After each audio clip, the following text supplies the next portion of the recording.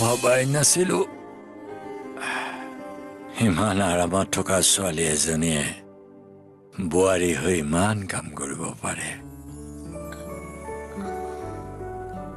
তোমাৰ আমাৰ ইয়াত বৰ কষ্ট হৈছে নহয়? নাই দেউতা, একো কষ্ট হোৱা নাই। কিন্তু তুমি তথাপিও চেষ্টা কৰিব লাগিব।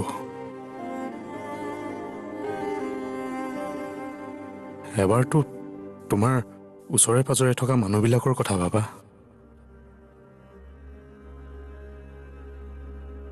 তোমাৰ বাবে সঁচাকৈ আন কাৰোৰে মূল্য নাই নেকি?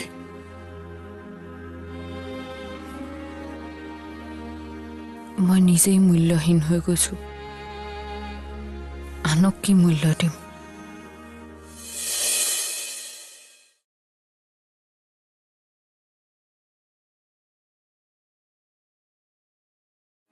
তুমি মোৰ বাবে বহুত মূল্যৱান পৰী। খং নকৰাকৈ এবাৰ মোৰ কথা বুজিবলৈ চেষ্টা কৰা। চোৱা, বেয়াবোৰ বেয়া সপোন বুলি পাহৰি যোৱা।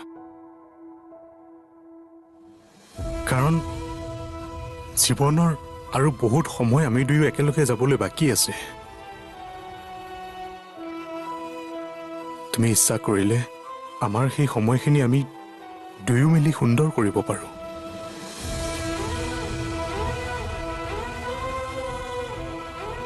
মাথো মোৰ হাতত হাত থোৱা। তোমাৰ হেৰুৱা সুখ মই উভতাই আনিবলৈ চেষ্টা কৰিম পৰী। যি হেৰাই গ'ল সেয়া কেতিয়াও উভতি নাহে, আৰু যি গ'ল সেয়া সপোন নহয়, সেয়া মোৰ কলিজাৰ স্পন্দন আছিল, যাক আপুনি কেতিয়াও উভতাই আনিব নোৱাৰে। পৰী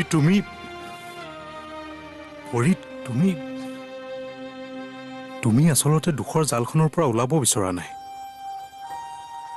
সেই ইতিবাচক চিন্তা তোমাৰ নোহোৱা হৈ গৈছে। এয়া চোৱা,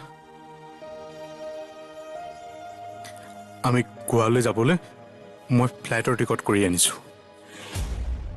অহা সপ্তাহত সোমবাৰে আমি যাম।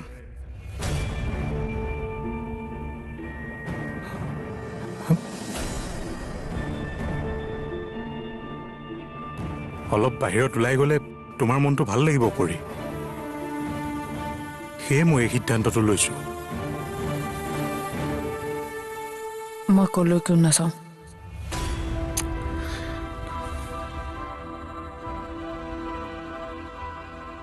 পৰী প্লিজ, না নকৰিবা। বাহিৰৰ ধুনীয়া পৰিৱেশ এটাত গ'লে তোমাৰ মাইণ্ডটো ফ্ৰেছ লাগিব। কেতিয়াবাতো মোৰ কথা শুনা। পৰী, তোমাক দেখি যে মই কষ্ট পাই আছো তুমি নুবুজা কিয়? চোৱা, আমি দুয়ো এটাত নতুন জীৱন আৰম্ভ কৰিম। নতুন উদ্যমেৰে তোমাৰ মা হোৱা বাসনা মই পূৰণ কৰিম। মাথো তুমি খোজ আগবঢ়োৱা, মই তোমাৰ ওচৰতে আছো। মনে মনে থাকক। আপুনি মোৰ দুৰ্বলতাৰ সুযোগ ল'ব বিচাৰিছে। সহানুভূতিৰ চলেৰে আপোনাৰ নিজৰ মনৰ ইচ্ছা পূৰণ কৰিব বিচাৰিছে। কি ভাবি আপোনাক মই এই অধিকাৰ দিম বুলি ভাবিছে? পৰী, মই তোমাৰ স্বামী।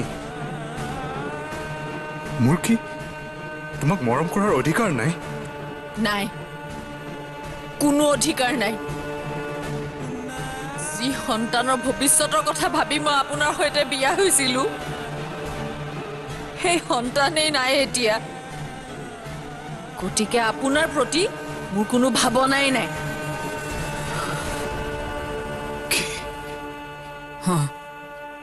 মোৰ পৰা একো আশা নকৰিব।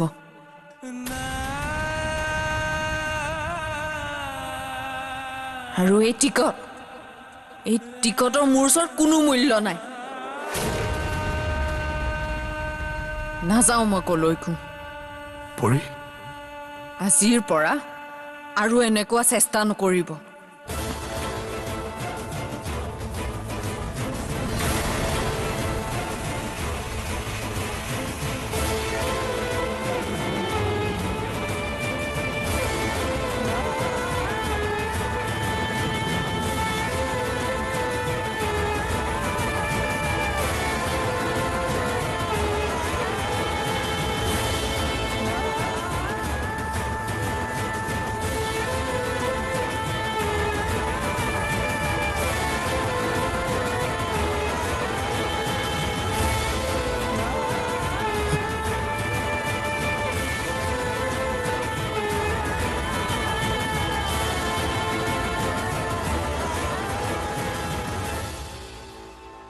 পৰি শুনাচোন পৰি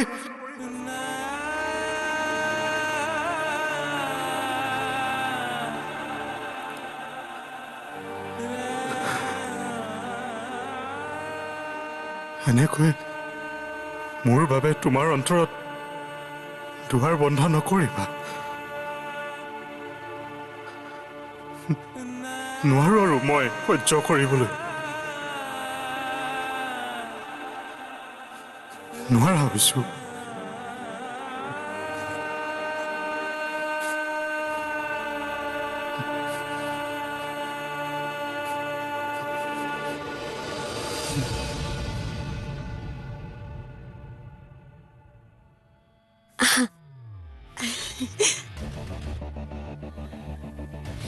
বহা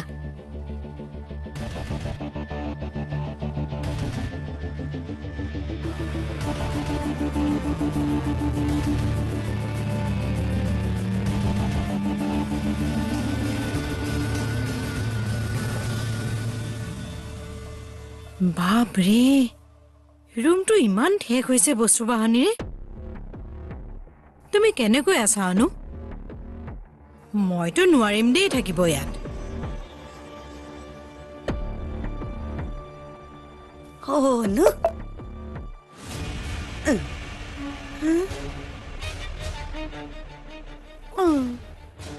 ৰুমটো দেখোন আৰম্ভ হৈয়ে শেষ একো নেই তোমালোকৰ ঘৰৰ প্ৰতিটো ৰুমতে দেখোন ফুটবল খেলিব পাৰিছিল আৰু ইয়াতে একো নেই হে ঈশ্বৰ কি কষ্টত আছা তুমি অ মাই মা মা মই একো কষ্ট পোৱা নাই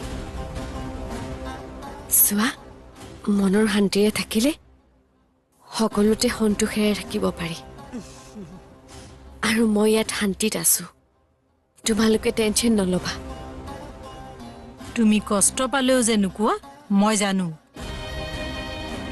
সেইবাবে তোমাক সহায় কৰিবলৈ মেনকাক আনিছো আজিৰ পৰা মেনকা তোমাৰ লগত থাকিব তোমাৰ সকলো কামতে সহায় কৰিব অ মই থাকিমেই যেতিয়া অনুক আৰু কষ্ট পাব নিদো বাইদেউ আপুনি নিশ্চিন্ত মনে আজিৰ পৰা ঘৰত গৈ নাকৰ তেল দি শুই থাকিব পাৰিব অনুৰ একেবাৰে চিন্তা নকৰিব হ'ব বেছি কথা ক'ব নালাগে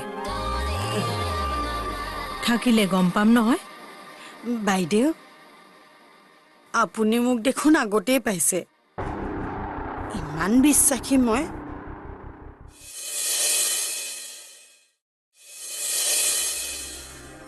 বাবা আহ চাহ খাই লহি মই তোক মাতিবলৈ যাবলৈ ওলাইছিলোৱে মা মই চাহ নাখাওঁ খাব মন নাই কিয় পেটত গেছ হৈছে নেকি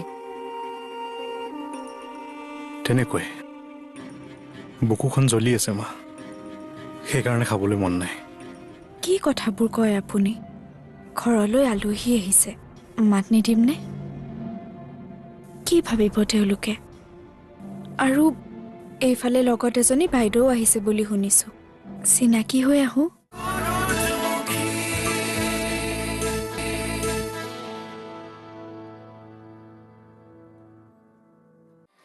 বাইদেউ আপুনি মোক দেখোন আগতেই পাইছে ইমান বিশ্বাসী মই গতিকে এনেকে নক'ব আকৌ মোৰ দুখ লাগে নহয় মা দেউতাক নুসুধাকৈ মেনকা মাহী ইয়াত থকাটো উচিত নহ'ব নেকি কিয় সুধিব লাগে তেওঁক মোৰ ছোৱালীক মই হেল্পাৰ দিছোঁ তাত তেওঁ আপত্তি কৰিবলগীয়া একো নাই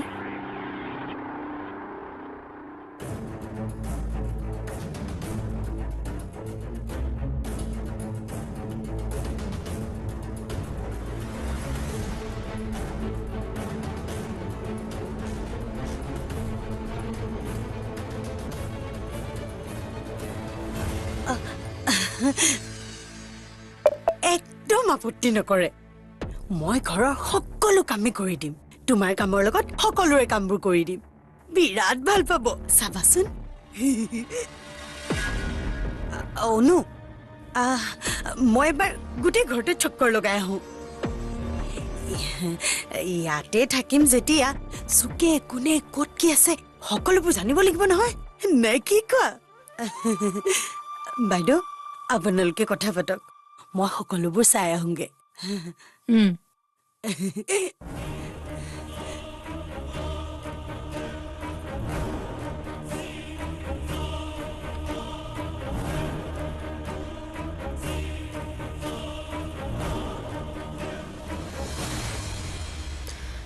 মা মেনকা মাহীক লৈ যোৱা তেওঁ যদি কিবা উল্টা পুল্টা কৰে মই প্ৰব্লেমত পৰিম নকৰে একো উল্টা পুল্টা তাই কেৱল তোমাক সহায় কৰিব শুনা মেনকা থাকিব যেতিয়া তুমি আৰু ঘৰৰ কামৰ বাবে নিজৰ কাম পাহৰি নাযাবা কাইলৈৰ পৰা অফিচ যাবা হ'ব যাম আৰু শুনা মই আজি ৱাশ্বিং মেচিন এটা পঠিয়াই দিম মা থ'বলৈ ঠায়েই নাই নালাগে দিয়া ইহঁতৰ পুৰণি কিবা ফাৰ্নিচাৰ আঁতৰাই পেলাই তাত থবা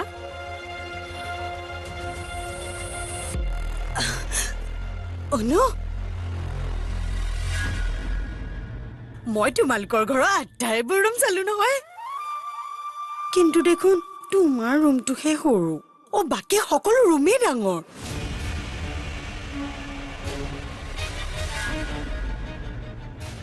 বিশেষকৈ সেই যে বোৱাৰীজনী আছে সেই ৰুমটো দেখোন বহুত ডাঙৰ ইছ ৰাম ইমান ভাগ ভাগ কৰিনো ৰুমবোৰ দিব লাগেনে সেই নাপায় নহয় সমানে দিব লাগে মেনকা মাহী নকবা তেনেকৈ কোনোবাই শুনিলে বেয়া পাব কিয় নকব তাই যি দেখিছে তাকেই কৈছে মা প্লিজ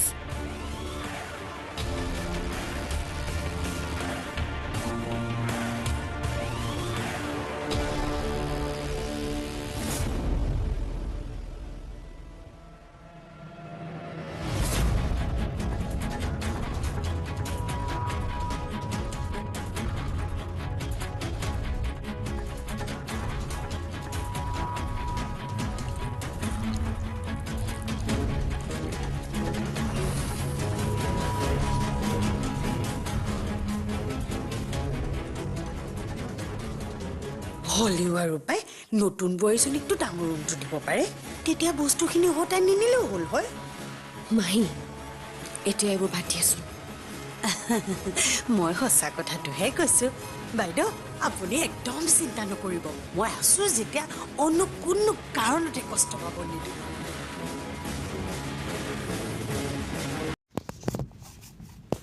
प्राथमिक क्षेत्र की गतिविधियां कहा जाता है प्राथमिक क्षेत्र क्योंकि यह उन सभी उत्पादों का आधार है उन्हें हम क्रमशः निर्मित करते हैं चूँकि हम अधिकांश प्राकृतिक उत्पादन कृषि डायरी मत्स्य श्यान और वनों से प्राप्त करते हैं इसलिए इस क्षेत्र को कृषि एवं सहायक क्षेत्र भी कहा जाता है।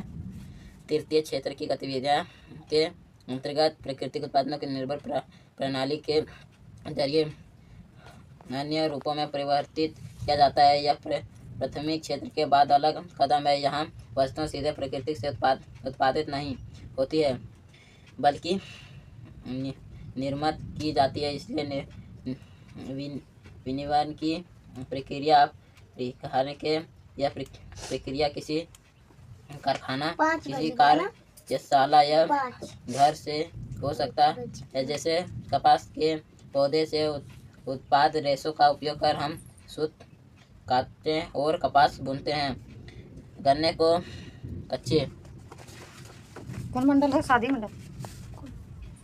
कच्चे माले के रूप में उपयोग कर हम चीनी और गुड़ तैयार करते हैं। हम मिट्टी से ईंट बनाते हैं और ईंटों से घर और भवन का निर्माण करते हैं। चूँकि यह क्षेत्र का क्रमश संवर्धित विभिन्न प्रकार के उद्योगों से जुड़ा हुआ है, इसलिए में औद्योगिक क्षेत्र भी कहा जाता है। प्राथमिक और तृतीय क्षेत्र के अतिरिक्त आर्थिक गतिविधियों की एक तीसरी कोटि भी है जो तृतीय क्षेत्र के अंतर्गत आती है और उपयुक्त दो क्षेत्रों से भिन्न है। ये गतिविधियां प्राथमिक और तृतीय क्षेत्र से विकास में मदद करती है। ये गतिविधियां स्वर्ण वस्तुओं का उत्पादन नहीं करते हैं बल्कि उत्पादन प्रक्रिया में सहयोग या मदद करते हैं। जैसे प्राथमिक और तृतीय क्षेत्र का उत्पादन वस्तुओं में थोक एवं खुदरा विक्रेताओं को बेचने के लिए ट्रकों और ट्रेनों द्वारा परिवहन करने की ज़रूरत पड़ती है।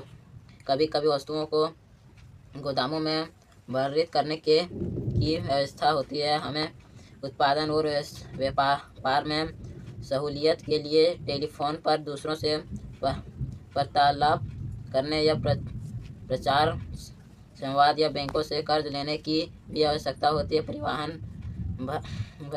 भंडारों, संचार, बैंक सेवा और व्यापार तृतीय गतिविधियां के कुछ उदाहरण हैं। चूँकि ये गतिविधियां वस्तुओं के बजाय सेवाओं का सृजन करती है, इसीलिए तृतीय क्षेत्र को सेवा क्षेत्र भी कहा जाता है।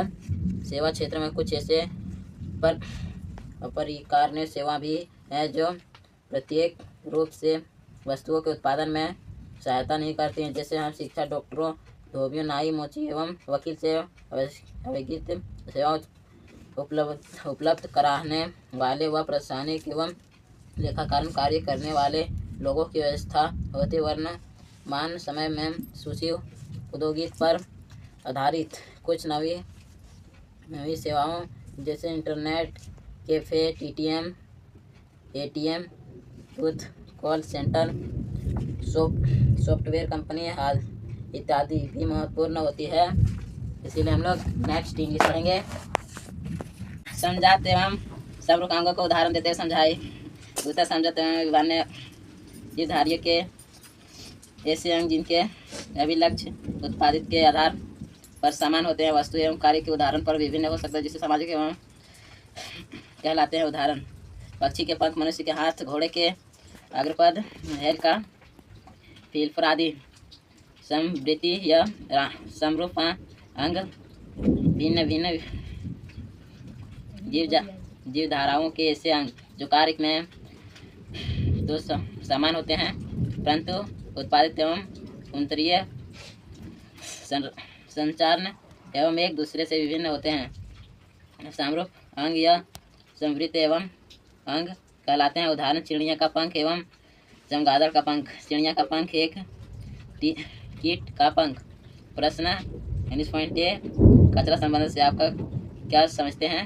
उत्तर: इससे पहले के विचार जमा होकर सड़ने लगे तथा पर्यावरण एवं स्वास्थ्य को हानि पहुँचाए, उसके संग्रह, निपटाने तथा पुण्य चक्र करने की व्यवस्था को कचरा संबंधन करते हैं। आप कचरा निपटान की समस्या का कम करने में क्या योगदान दे सकते हैं? किन्हीं 3 तरीकों का वर्णन करें। उत्तर: हम कचरा निपटान के समक्ष कम करने में निम्नलिखित तरीके से योगदान दे सकते हैं। प्लास्टिक कचरा, धातुओं एवं उपयोगी पदार्थों का पुनर्चक्र किया जा सकता है। घरेलू कचरों एवं उन अपघटनशील पदार्थों में कंपोस्ट खाद बना सकते हैं। शहरों में भूमि भराव के लिए ठोस कचरे का प्रयोग किया जाता है। जैव अपघटनीय वर्जन पदार्थों में बायोगैस का उत्पादन किया जा सकता है, जो सस्ता ईंधन है।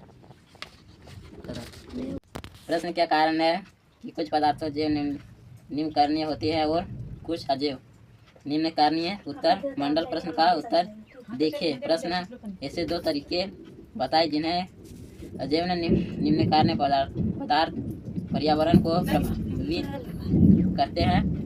उत्तर जैव आवर्धन के द्वारा DDT तथा अन्य कीटनाशी दवाओं में प्रयुक्त रसायन का खाद श्रृंखला में प्रवेश, पारा, सीसा, आर्सेनिक आदि के कारणों के वातावरण तथा जल में उपरिक्त में त्रितंत्र का संतुलन बिगड़ना। प्रश्न ऐसे दो तरीके दिखाए जिनमें जीव निम्नकरणीय पदार्थ पर्यावरण को प्रभावित करते हैं। उत्तर जैव निम्नकरणीय पदार्थ आप घटित होते समय दुर्गंध एवं हानिकारक गैस मुक्त करते हैं, जिससे समुदाय स्वास्थ्य पर बुरा प्रभाव पड़ता है। जैव निम्नकरणीय पदार्थों के साथ बीमारियों के सूक्ष्म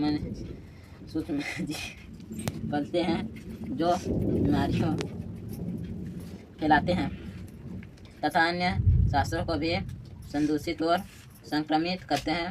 प्रश्न हमारे द्वारा उत्पादित अजैव निम्नकरणीय कचरे से कौन सी समस्याएं उत्पादन होती है? मंडल प्रश्न का उत्तर देखें। प्रश्न आदि हमारे द्वारा उत्पादन सारा कचरा जैव निम्न दिखा होती है, क्या हमारे पर्यावरण पर कोई प्रभाव नहीं पड़ता?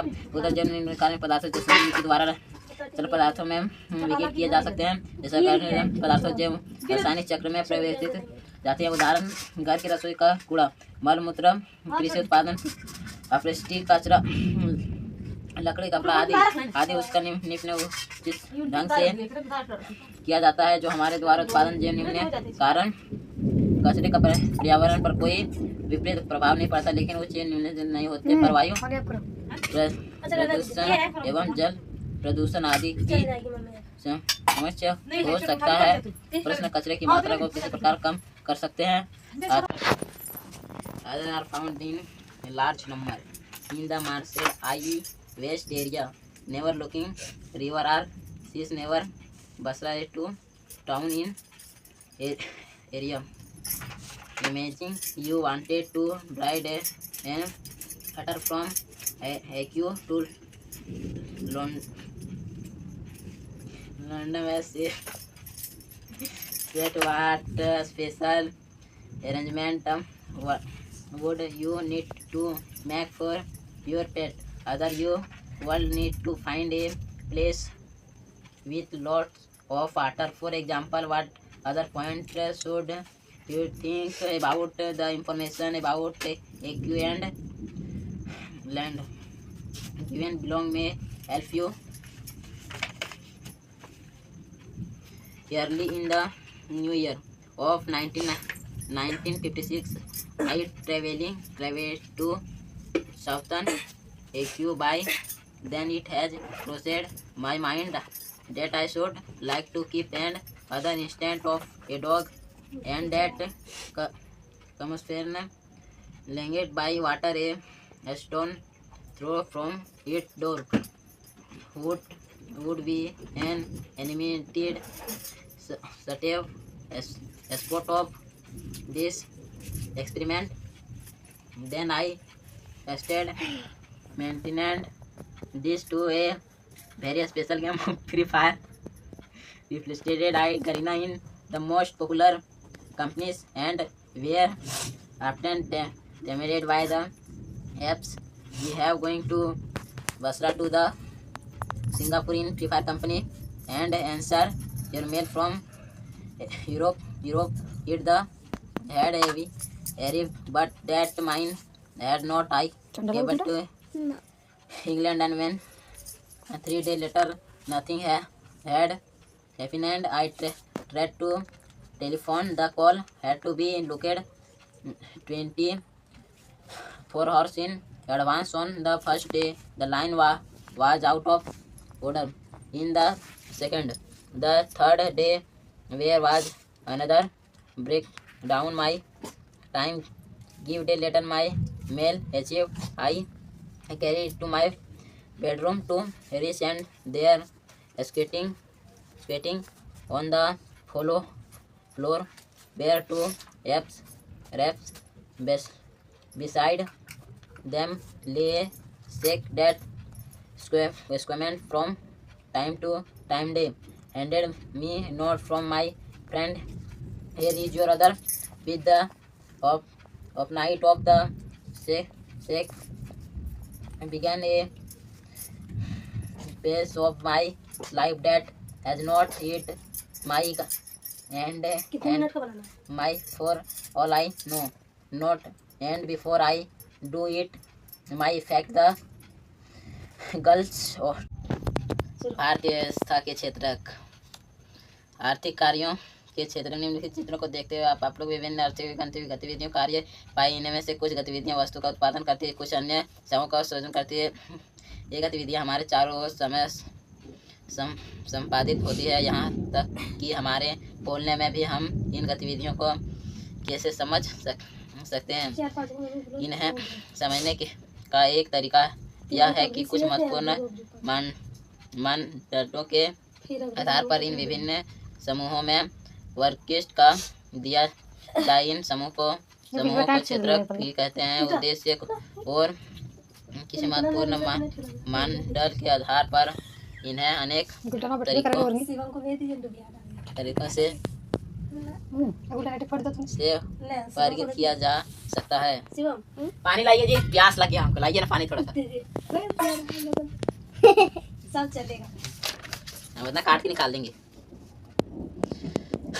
प्राकृतिक संसाधनों के अत्यधिक उपयोग पर आधारित अनेक गतिविधियां हैं, जैसे कपास की खेती या एक मौसम फसल है।